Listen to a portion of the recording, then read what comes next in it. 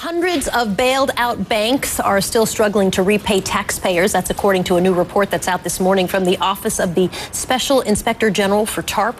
More than 700 banks received taxpayer dollars from the Troubled Asset Relief Program. Only about half have repaid the Treasury. There's a new book out. It's by Neil Barofsky, the man who was charged with overseeing TARP.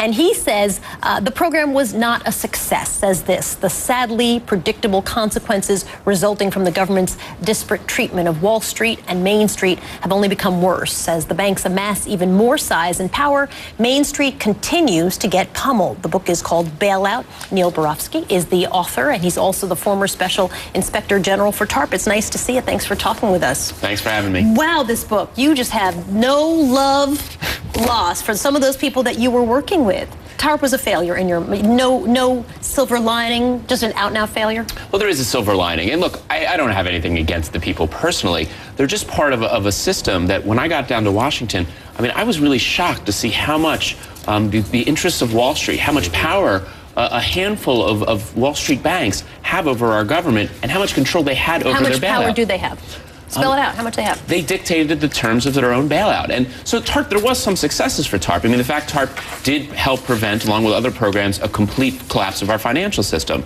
So that is a good thing. But it's all those other goals of TARP that Congress insisted upon when they gave this money and what Treasury promised that were unfulfilled. You know, it's not that extraordinary. You throw enough money at a couple institutions, they're not going to collapse. So that's why the program was supposed to help reinvigorate the economy. It was supposed to restore lending. When they got this money, they were actually supposed to put it back into the economy so we don't have the sluggish recovery we have today. And most importantly, it was supposed to help struggling homeowners. This was part and parcel of why the Democrats, particularly in the House, voted for TARP, was the promise to help foreclosure relief for so many struggling homeowners. There was some foreclosure relief for people. 1 million home, I think, is the number. I think the current number now is around 800,000, which is 1/5 of what the goal was supposed to be. And the amount of money spent was supposed to be $50 billion. You know, it's around 3.5, 4, around what the one of the credit card companies got. Neil, give us specific. Tell us what Congress dictated through the TARP fund that banks ended up dictating the specifics of. Tell us the mechanics of how that happened.Ure. I mean, just one example. Congress says you have to preserve home ownership. That's something the Treasury needed to do with the TARP funds.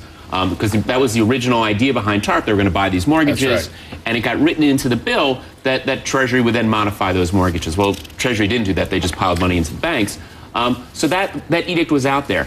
Then we had a program, a mortgage modification program, that Secretary Geithner himself told us back in '09 was more about, in his words, foaming the runway for the banks. In other words, helping to extend out the foreclosure crisis for the benefit of the banks that he feared could still go under, not about helping homeowners. And that's why, so the program is a series of choices that were very favorable for the banks, but bad for the homeowners. And when the banks started really abusing homeowners, violating the rules, really just pummeling the homeowners and squeezing the last few dollars out of struggling homeowners, rather than do something about it, you know, Treasury looked the other way. They complained to us that they were actually afraid that if they got tough with the banks might walk away from the program, which shows you the level of where the level of power lie between the banks and Washington. You really, really, really, really, really hate Timothy Geithner. Like, no, it's not really true. No, yes, it's true. It is. It's true. Or just strong dislike. It's not personal. I didn't say it's personal, but I said you really, really. No. I hate what's happened to this country.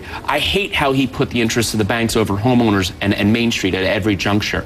I hate how he's preserved the status quo we have. I hate his role in making the too big to fail banks even bigger and more dangerous. And I hate the fact that we're on the verge of another financial crisis if we don't address these things in the coming years. I hate all of those things. Personally, I don't really know Tim Geithner. I only had a handful of interactions with him. Neil, I tell people all the time who don't go to D.C., they don't realize that there's only one department that shares a lawn with the White House: Treasury.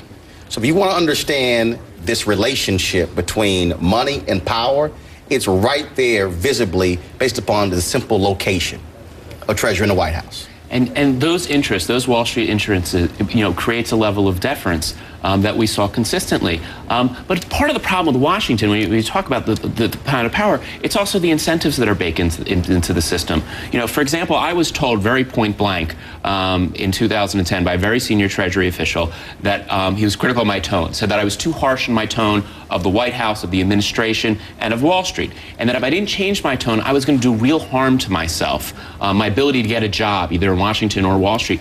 But if I changed my tone, if I pulled my punches, maybe played ball a little bit more, good things could happen, maybe even a judgeship from the White House. And that sort of captures the problem of our regulators in Washington.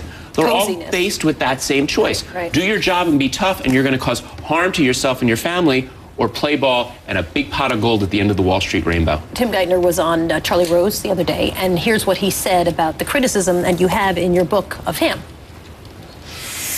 He raises this question, was Tim Geithner too friendly to the banks? Yeah. Because he knew them from his years at the New York Fed. I'm deeply offended by that. I find that deeply offensive. It's the result of an urban myth. A lot of people, including many of my critics, said we went out and gave and lost trillions of dollars of the American taxpayers' money at that time. Deeply misleading, terribly damaging to confidence. Is that wrong? Is it deeply misleading? Is it terribly damaging? He seems like he really, really, really hates you back. That might be true. Look, it might be this if it were true. But what Secretary Geithner did in this interview, and it's really kind of funny, because one of the things I talk about in the book is I lay clear and expose how the Treasury Department and the White House, how Washington works, and how untrue things, misrepresentation, lies are floated in the media to try to discredit. And this is actually the same lie that Treasury floated back in 2009 against me. And I write about it in the book. It's on page 163. I took a peek at it after I heard that.